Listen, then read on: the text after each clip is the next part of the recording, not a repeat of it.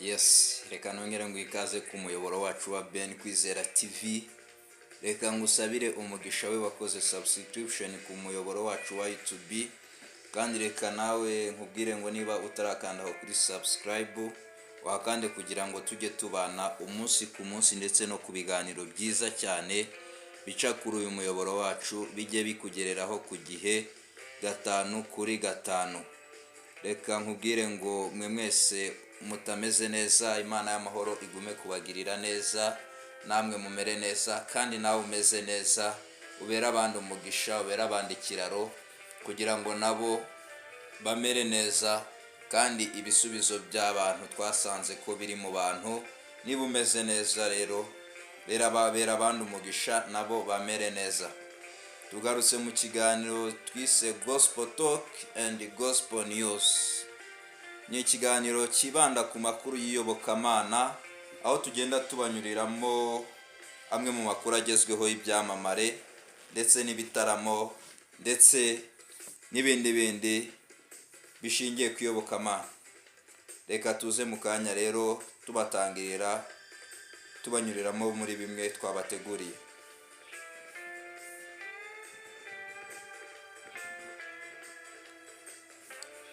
Reka ntangire nkubwira ngo Chorale de Kigali igiye gukora igitaramo gikomeye ku mpamvu yo guha agaciro umuziki. Biranditse ngo mu rwego rwo kwifatanya n'isi yose kwizihiza umunsi mpuzamahanga w'umuziki uba buri mwaka ku itariki 21 Kamena, Chorale de Kigali igiye gukora igitaramo gikomeye yise Voice in Harmony, kizaba gishingiye ku muziki w'umwimerere uzasusurutsa abantu bose bazakitabira. Niyo mpamvu rero nawe niba ushaka kuzasusuruka cyangwa niba ushaka kuzahembuka umutima, kongera ugagira ubusabane bukomeye n'Imana kuri 21 Kamena, ntuzabure. Ni ikiganiro Chorale de Kigali yagiranye na kimwe mu binyamakuru, bavuze ko bahisemo kwita igitaramo Voice in Harmony bitewe n'icyo gisobanuro gikomeye cy'ihuriro ry'amajwi y'umuziki wubakitse, utuje kandi unezeza amatwi, bityo ukaba ujyanye no kwizihiza uyu munsi mukuru w'isi w'umuziki. Ibyo rero niyo mpamvu umwe mu bagize Chorale de Kigali yavuze ngo byaraduhamagaye cyane bituma twiyemeza kwifatanya n'isi yose mu kwizihiza uwo munsi, bityo dutegura iki gitaramo twise Voice in Harmony. Iki gitaramo kizaba kirimo Chorale de Kigali yonyine, ni ukuvuga ngo nta bandi bantu bazafatanya muri iki gitaramo, ahubwo ni Chorale de Kigali yonyine yagiteguye kugira ngo nanone izaririmbe indirimbo zayo zose. Ni ukuvuga ngo ishaka kuzasusurutsa by'umwimerere abantu bazitabira iki gitaramo, niyo mpamvu yahisemo kugikora yonyine. Muri iki gitaramo hazacurangwamo zimwe mu ndirimbo za classique zakunzwe ku isi yose nk'iz'abahanga bita Mozart, Handel n'abandi, ndetse n'indirimbo nyafurika n'iz'umwimerere nyarwanda nk'imihigo ya Chorale de Kigali, Turate Rwanda n'izindi zitanga ibyishimo. Zose izi ndirimbo muzazumva muri iki gitaramo. Niyo mpamvu nagira ngo nkubwire rero ngo ntuzabure muri iki gitaramo, kuko kuzabana na Chorale de Kigali kuri uyu munsi ni ibintu byiza cyane kandi ni ibintu bizahembura imitima ya benshi. Reka nkubwire ngo rero kuri iyi tariki uzabane nabo muri Kigali Universo cyangwa muri Universe Kigali, hejuru ya Chic twese tumaze kwamenyera. Kwinjira ni 20,000, regular VIP ni 40,000, tebo y'abantu batandatu ni 300,000. Uzaze ubane n'iyi korali imaze kuba ubukombe rero kwizihiza ndetse no gususuruka muri iki gitaramo. Reka nanone twongere tubabwire ngo umuryango wa Bibiliya mu Rwanda urushishikariza abasomyi ba Bibiliya kwirinda ingengabitekerezo ya Jenoside. Ni muri iki gihe tukiri mu minsi 100 twibuka abacu bazize Jenoside yakorewe Abatutsi 1994, na umuryango wa Bibiliya wabwiye abasaga miliyoni 100 basoma Bibiliya cyangwa bayiha agaciro kugira ngo birinde ingengabitekerezo ya jenoside ndetse n'ikindi gisa nacyo.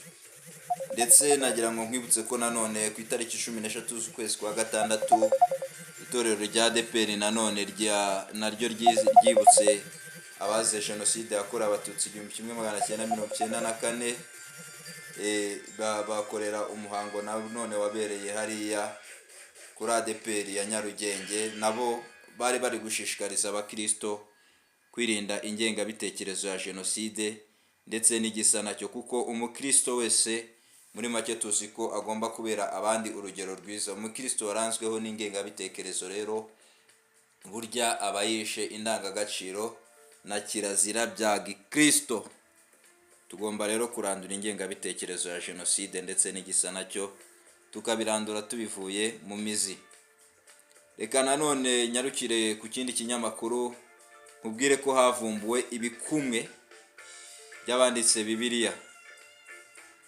Havumbuwe ibikumwe by'abanditswe Bibiliya. Abashakashatsi bakoresheje ubwenge buhangano bavumbuye ibikumwe bitagaragara muri Bibiliya, babona ko yanditswe n'abantu benshi mu buryo bunyuranye bitandukanye n'uko bamwe babyemera. Iri koranabuhanga ryagaragaje ibimenyetso bitandukanye byemeza ko hari abantu benshi bagize uruhare mu kwandika inkuru ziri mu isezerano rya kera bisa n'ibivuguruza ibyafatarwaga nk'inkomoko ya Bibiliya. Imyemerere y'abakristo n'abayahudi ivuga ko Musa cyangwa Mose ariwe wanditse ibitabo 5 by'isezerano rya kera birimo inkuru ziremwa ry'isi, umwuzure wo ku bwa Nowa n'isanduku y'isezerano. Ubushakashatsi bushya rero bwagaragaje ko hari uburyo butatu bw'imyandikire muri Bibiliya mu bitabo by'isezerano rya kera ndetse n'imikoreshereze y'amagambo itandukanye, imvugo zihariye. Bigaragara ko hari abanditsi benshi batandukanye n'ahantu hatandukanye byagize uruhare mu kwandika ibyo bitabo mu bihe bitandukanye. Abashakashatsi bakoresheje ubwenge bw'ubukorano bita artificial intelligence bugenzura ibice 50 mu bitabo 5 bya mbere by'isezerano rya kera, basangamo kutajyana mu mvugo n'ibikubiyemo, inkuru zisubirwamo, ihindagurika ry'imvugo ndetse no kutavuga rumwe mu nyandiko ubwazo. Reka nkubwire ko hashize imyaka irenga 200 bivuga ko Bibiliya yanditswe n'abantu benshi, ariko bigateshwa agaciro bitewe n'impaka zishingiye ku myemerere, ukutagira ikoranabuhanga rihanitse ndetse n'ubumenyi butandukanye mu gusobanukirwa ibiri mu nyandiko za Bibiliya. Niyo mpamvu inzobere kuri Bibiliya Thomas Romer ukorera muri Collège de France akaba umwe mu banditsi ubwo bushakashatsi yabwiye The Times of Israel ko nta banditsi ba Bibiliya bariho nk'uko tubona abanditsi mu buryo bugezweho uyu munsi.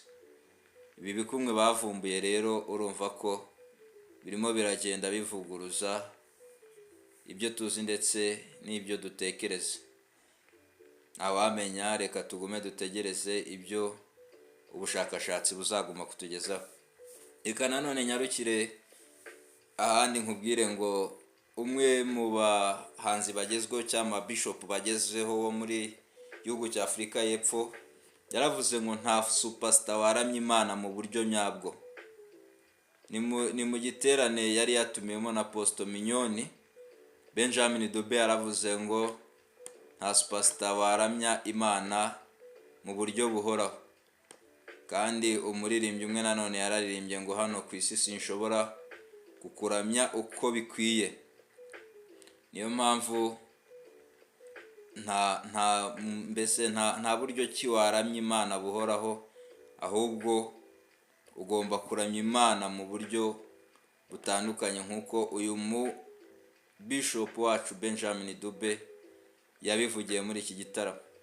Reka nanone ngucira amarenga nkubwira ko abakunzi ba Israel Mbonyi na Prosper Nkomezi bashobora kwitegura indirimbo yabo mu minsi iri imbere, kuko mu minsi ishize twabonye ko Prosper Nkomezi, umwe mu baramyi bagezweho mu gisata cyo kuramya no guhimbaza Imana, yanditse kuri Instagram avuga ngo ashyiraho ifoto ya Israel Mbonyi, aramubwira ngo Israel Mbonyi, urabona igihe atari iki? Mugenzi we rero n'abadatinze yahise yandika ngo igihe ni iki koko. Bamwe rero mu baca amarenga bavuze ko ari imishinga y'indirimbo bafitanye, ndetse amakuru dukura ku gihe afatika atariho ivumbi nuko mu minsi ya vuba abangaba barashyira indirimbo yabo hanze bahuriyemo uko ari babiri. Ntimuzakureho urushinge rero, ahubwo muzakomeze mube hafi y'aba baramyi kugira ngo bagume guhembura imitima yanyu.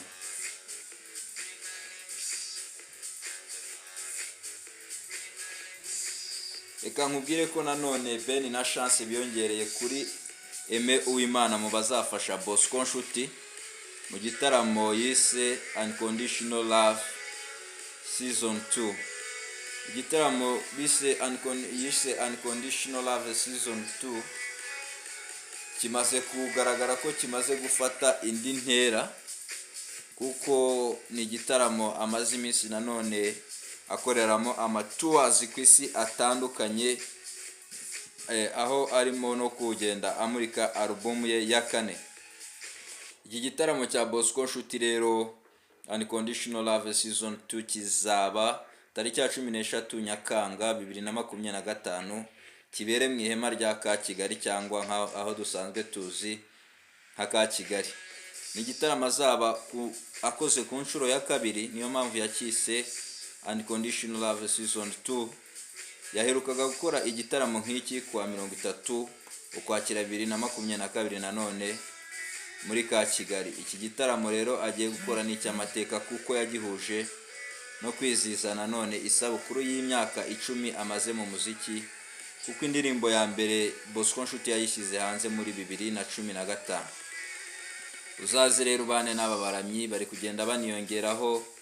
Urumva twari dufitemo Aime Uwimana, ariko hajemo na Chance na Beni. Niyo mpamvu Bosco Nshuti yasabye abakunzi be kuzaza kwifatanya nawe mu kuramya ndetse no guhimbaza Imana ku buryo bufatika, kandi ntuzacikwe kuri uyu munsi muri ka Kigali kuri tariki 13 z'ukwa karindwi. Uzaze ufatanye n'uyu muramyi umaze guhembura imitima ya benshi, kandi umaze kugarura benshi muri Kristo, wamamaye mu ndirimbo zitandukanye, ibyo ntunze ndetse n'izindi zitandukanye tuzi.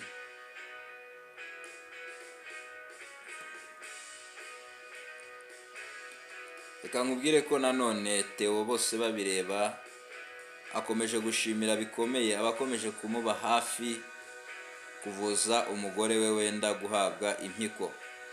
Tutangira tumwihanganisha rero, ariko uyu mugore wafitanye abana 7 yagize ikibazo cyo kurwara impyiko, kuko uyu muhanzi wamamaye mu ndirimbo zo kuramya no guhimbaza Imana nanone tuzi ko yari amaze iminsi arimo arasaba ubufasha butandukanye bwo kuvuza umugore we.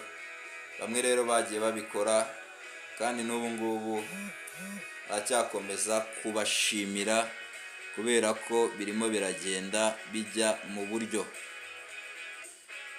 Reka nkubwire ko nanone dufite ikindi gitaramo muri iyi mpeshyi. Nagira ngo nkubwire ngo ikoti urihanagure neza, inkweto uyihanagure neza, kuko dufite ibintu byiza byinshi mu ijuru bateguye babicishije mu bagaragu bayo bari ku isi, kugira ngo tugume guhembuka kandi tugume kugira ubusabane na Kristo. Niyo mpamvu The Power of Hope bateguye igitaramo nanone, nabo bagitumiyemo abarimo James ndetse na Daniela, kandi nibo batumiye na Meddy. Ndetse nanone tuzaba turi kumwe n'abandi baramyi bakunzwe cyane mu muziki wo kuramya no guhimbaza Imana, barimo Alexis Nkomezi, Willy Uwizeye na Vessels of Praise bazahurira mu gitaramo gikomeye i The Power of Hope bazakora. Ni igitaramo rero kizaba ku cyumweru tariki ya 6 Nyakanga 2025 kibere mu mujyi wa Portland muri leta ya Maine muri leta zunze ubumwe za Amerika. Aba rero baramye ba The Power of Hope basanzwe nanone bategura ibitaramo bya gospel muri Portland na Maine. Niyo mpamvu abari kuri uyu mugabane bagomba kuzaza kwifatanya nabo ndetse n'abandi bafite ubushobozi butandukanye bwo kuba bagera ahantu bagombe kuzaza bifatanye n'aba baramye. Reka dusoze nkubwira ngo ko hagiye gutangizwa fondation yitiriwe Pasteur Theogene mu gukomeza umurage yasize. Uyu Pasteur Theogene cyangwa uwo twamenye nk'inzahuke mu bihe bitandukanye, tuzi ko yazize impanuka mu myaka yashize, ariyo mpamvu hagiye kubaho umuhango cyangwa igikorwa cyo kumwibuka. Niyo mpamvu umuryango wa Pasteur Theogene Niyonshuti uri gutegura umuhango wo kumwibuka no gutangiza ku mugaragaro fondation yitiriwe izina rye bise Niyonshuti Foundation. Ni mu rwego rwo gukomeza umurage yasize mu murimo w'Imana no mu bikorwa byo gufasha abatishoboye. Uyu muhango uteganyijwe kwa 22 Kamena 2025 ukazabanzirizwa no gushyira indabo ku mva ya nyakwigendera saa 5 za mu gitondo aho aruhukiye. Nyuma yaho guhera saa 8 z'amanywa hazaba igikorwa cyo gutangiza ku mugaragaro Niyonshuti Foundation. Icyo gitaramo kizabera ku nyubako ya Chic. Uzaze kwifatanya rero na mama Pasteri cyangwa na Asia gutangiza iyi Niyonshuti Foundation ku mugaragaro hano muri Chic. Niyo mpamvu nanone kimwe mu kinyamakuru cyaganiriwe cyangwa kiganira na Uwanyana Asia yavuze ko muri iyi Niyonshuti Foundation hazaba harimo ibintu bitandukanye, ariko nanone izibanda ku bikorwa 5 by'ingenzi birimo gutanga ibirirwa ku bashonje, guha imyambaro abakene no kubafasha kwihangira imishinga binyuze muri gahunda y'ubujyanama. Yababwiye nanone ko harimo kandi kubafasha kubona uburezi bw'ibanze, kwiga imyuga ndetse no kugira isuku, gutanga ubujyanama ku bijyanye n'ihungabana, imibereho myiza ndetse n'imibereho rusange mu miryango itishoboye, gukangurira abantu cyane cyane urubyiruko kwirinda ibiyobyabwenge n'ihohoterwa rikorerwa mu miryango. Muri uyu muhango rero hazakusanywa inkunga zigamije gufasha abifuza kugerwaho n'iyi gahunda y'ineza. Urumva ko rero inkunga yawe irakeneye, nanjye inkunga yanjye irakenewe kugira ngo iyi Niyonshuti Foundation yibanda ku bikorwa byiza bizagira imbaraga. Nagira ngo nkwibutse ko inzahuke cyangwa Pasteur Niyonshuti Theogene yitabye Imana kwa 23 Kamena 2023 ubwo yari avuye muri Uganda mu murimo w'Imana. Yaguye mu mpanuka ndetse iyo mpanuka yahitanye n'abandi bantu 2 nibo bapfanye. Imana rero igume kumuha iruhuko ridashira uyu mubyeyi wacu wadufashije muri byinshi cyane. Ayo namwe mu makuru ro twagira ngo tubasangize muri aka kanya kugira ngo nanone utazavuga ngo wabuze aho utaramira cyangwa wabuze aho ujya kwidagadurira muri iyi minsi. Reka nsoze rero ngushimira we twabanye. Imana iguhe umugisha kandi Imana igume kukugirira neza, ihaze kwifuza gutaka ndetse no kurira kwawe. Gospel Talk, Gospel News nakagaruka ku muyoboro wacu. Niba wowe ukunda amakuru y'ibyamamare mu gisata cyo kuramya no guhimbaza Imana cyangwa mwiyobokamana, ntuzajye ukura urushinge kuri uyu muyoboro wacu, kuko twiyemeje kuyabanyuriramo uko bwije ndetse nuko bukeye. Imana rero iguha umugisha, turagukunda cyane cyane.